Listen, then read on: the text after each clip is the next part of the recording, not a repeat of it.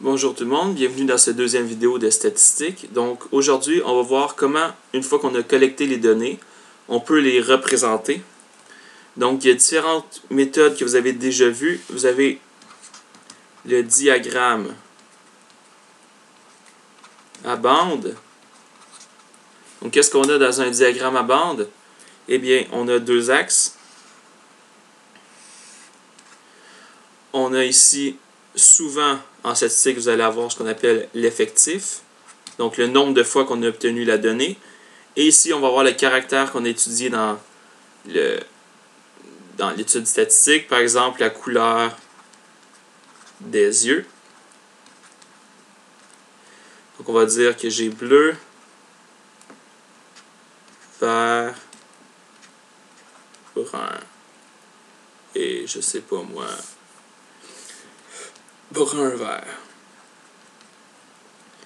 Donc on remarque ici, j'ai fait des bons égaux. Donc les graduations doivent être avec un pas égal entre chacune.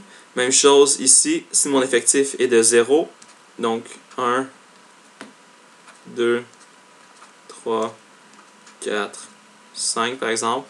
Donc ici, si j'ai une bande comme ça m'indique que j'ai deux personnes qui avaient les yeux bleus.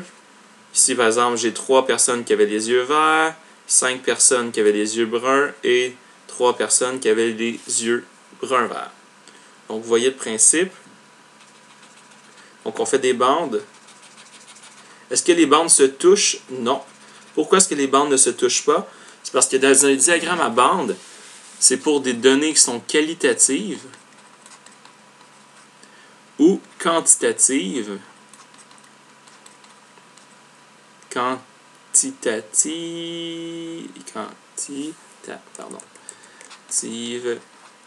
Discrètes. Donc, des données qui sont qualitatives ou bien quantitatives discrètes. Donc, qu'est-ce que ça veut dire? Qualitatif, ce sont des mots. Donc, par exemple, bleu, vert, brun, brun, vert. Quantitatives discrètes, ce sont des nombres qui ne peuvent pas être divisés. Par exemple, si je vous dis j'ai 3 frères et sœurs, eh bien, la prochaine étape après 3 frères et sœurs, c'est avoir 4 frères et sœurs. On ne peut pas avoir 3,629 frères et sœurs. Donc, ce sont des nombres discrets. Ce sont des nombres qui sont obligés d'être entiers. Il doit y avoir un bon entre chacun. On ne peut pas avoir des valeurs entre les deux. Donc, ça, c'est des valeurs qui sont discrètes. Et comme on ne peut pas avoir toutes les valeurs possibles entre deux valeurs, comme il faut faire des bons, on doit laisser une séparation entre nos bandes pour montrer cette séparation-là qu'il doit y avoir en deux données. Donc, tu ne peux pas être bleu ou vert. Tu ne peux pas être comme dire « Ah, ben lui, il est à 3,7, il est entre les deux. » Non, il est bleu ou il est vert. Ou il est brun ou il est brun-vert.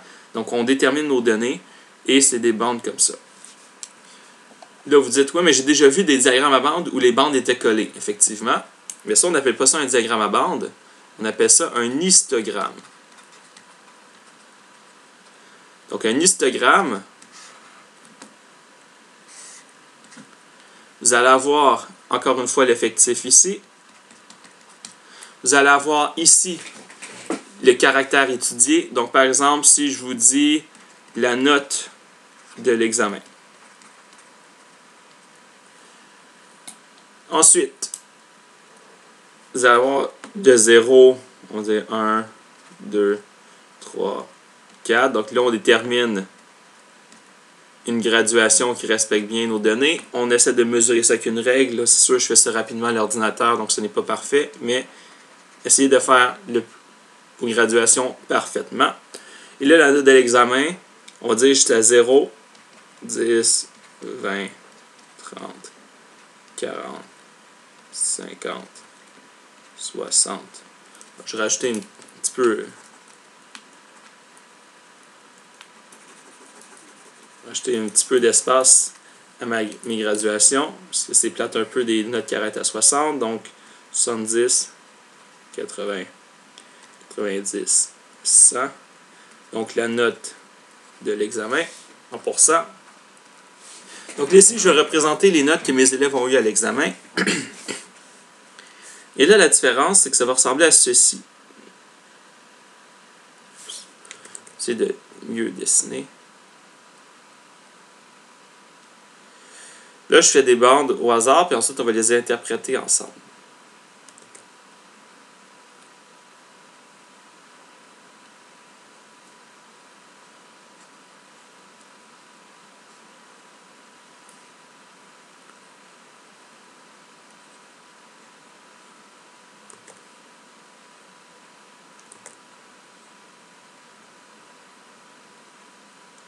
Bon, si on regarde, entre 0 et 10, je n'ai rien. Ça veut dire qu'il n'y a eu aucun élève qui a eu entre 0 et 10%. Entre 10% et 20%, on voit qu'il y a un élève qui a eu entre 10 et 20%. On a 3 élèves qui ont eu entre 20 et 30. On a 0 élèves qui ont eu entre 30 et 40. 5 élèves qui ont eu entre 40 et 50, ainsi de suite. Pourquoi est-ce qu'on a fait des bandes collées comme ça? Eh bien, c'est parce qu'entre 40 et 50%, si on regarde comparativement à ça ici, si j'avais mis 40 ici, puis j'avais mis 50, ça veut dire qu'il y a eu 3 personnes qui ont eu 40% et j'ai eu 5 personnes qui ont eu 50. Est-ce que ça se peut que quelqu'un ait entre 40 et 50? Tout à fait. Donc, comme ça se peut que la personne ait entre deux notes, on doit faire un histogramme. Donc, un histogramme permet de représenter quand ce n'est pas nécessairement des valeurs qualitatives ou des valeurs qui sont discrètes. Donc, quand ce ne sont pas nécessairement des valeurs comme ça ici, mais que ce sont plutôt des valeurs dans lesquelles toutes les valeurs sont possibles. Donc, si on va avoir toutes les valeurs possibles entre 20 et 30, ainsi de suite, ça se peut même que la personne ait eu 55,4%, etc. Donc, il faut faire des bandes collées. Et des bandes collées comme ça, on appelle ça des histogrammes. Donc, ça montre bien qu'il n'y a pas de trou entre les données. On peut avoir toutes les valeurs possibles. Maintenant, le fait qu'on ait toutes des valeurs possibles, est-ce que ça se peut qu'il y ait des colonnes vides? Et oui, ici, entre 30 et 40, il n'y a aucun élève qui a eu entre 30 et 40%, donc je n'ai pas besoin de marquer une colonne. Maintenant, ces deux trucs-là qu'on vient de voir, on peut faire une table de valeurs avec ces données-là. Et ça, c'est très important de comprendre ces tables de valeurs-là. Je vais dessiner rapidement une table de valeurs pour les deux cas. Donc ici, on fait une table de valeurs. On a quoi? On a la couleur. On a l'effectif.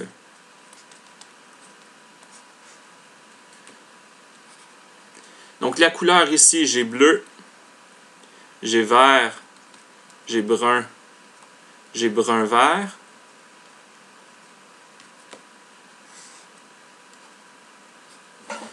Et quel est l'effectif maintenant? Bien, pour bleu, j'ai un effectif de 2. Pour vert, j'ai un effectif de 3. Pour brun, j'ai un effectif de 5. Et pour brun vert, j'ai un effectif de 3. Donc, si on regarde, j'ai mis la donnée qui nous intéressait, donc le caractère étudié, et j'ai mis l'effectif, donc le nombre de personnes, le nombre de fois qu'on a eu cette donnée-là dans notre étude statistique. Ça, c'est ce qu'on appelle un tableau condensé. Pourquoi c'est un tableau condensé? C'est parce qu'au lieu d'énumérer tous les résultats possibles, j'ai condensé les numéros. Donc, je me suis dit combien de fois on a eu un bleu et j'ai mis l'effectif, combien de fois on a eu un vert, combien de fois on a eu un brun, combien de fois on a eu brun-vert. Donc, ça, c'est un tableau qui est condensé. Tableau à données condensé. Les données sont condensées. Donc, ça, on vous demande de représenter une situation avec un tableau de données. Vous avez le choix entre condenser ici. Donc, condenser, ça fonctionne quand? Ça fonctionne bien quand vous avez des données qualitatives ou quantitatives discrètes. Et quantitatives discrètes, ils ne doivent pas en avoir beaucoup. Donc, vous ne devez pas avoir 17 millions de lignes, vous devez juste avoir quelques lignes. Combien de lignes vous devez avoir? Moi, je vous demande entre 5 à 10.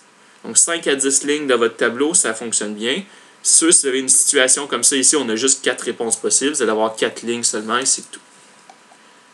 Donc, ça, c'est le tableau à données condensées. Qu'est-ce qui se passe? On a plein de résultats différents possibles, donc des notes, par exemple. On va faire un tableau qu'on appelle groupé en classe. Donc, un tableau groupé en classe. Donc, tableau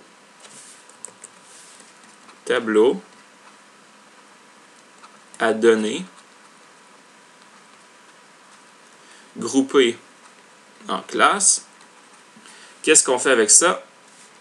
Eh bien, on avait la note de l'examen en pourcent.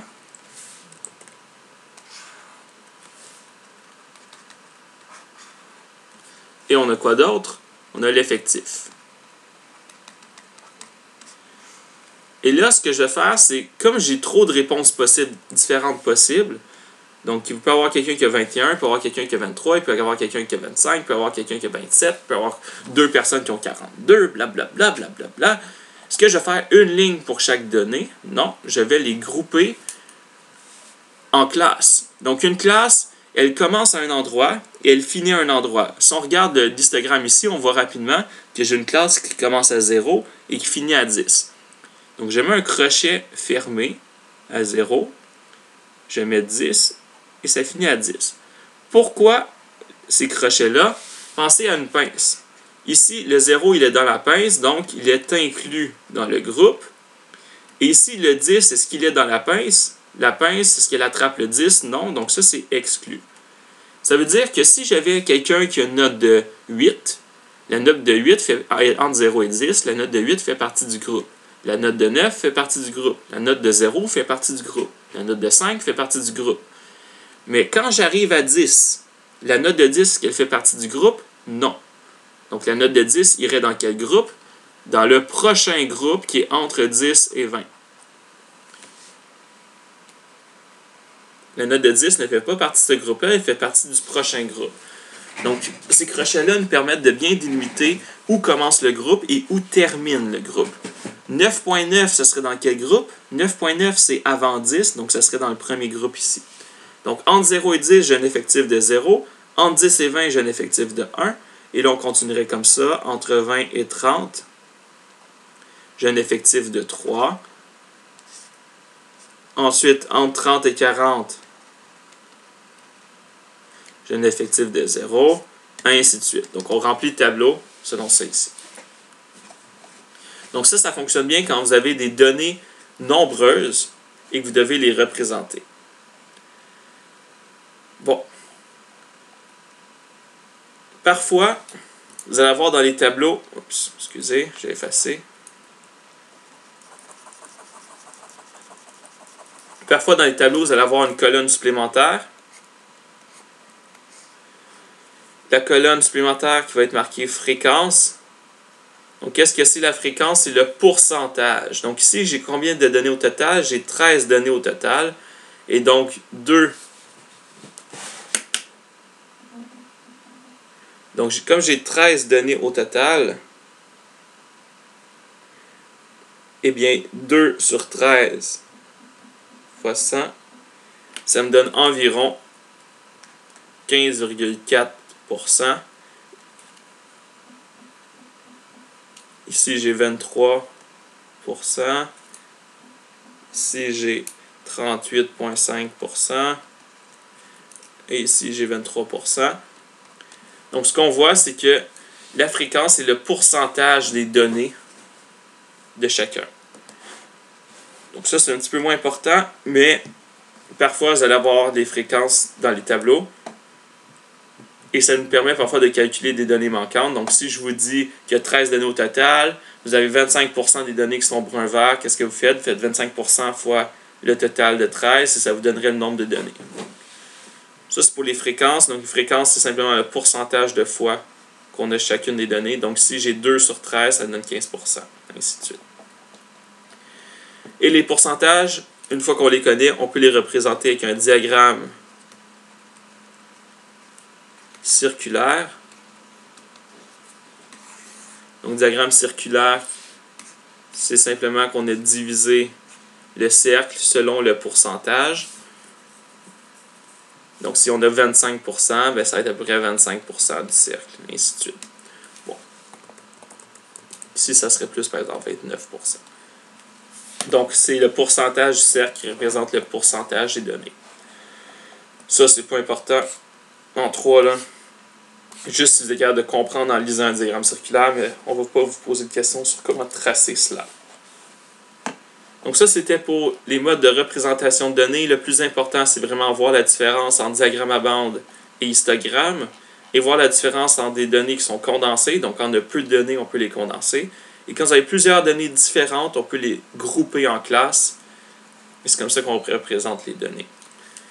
Et bien comprendre qu'est-ce que c'est un effectif. Un effectif, c'est le nombre de fois qu'on a obtenu la donnée. Donc ici, ça veut dire que j'ai un élève qui a entre 10 et 20. Ici, j'ai 3 élèves qui ont entre 20 et 30. Donc, bien comprendre qu'est-ce que c'est qu'un effectif. Voilà, merci pour cette vidéo. Merci d'avoir écouté et au prochain.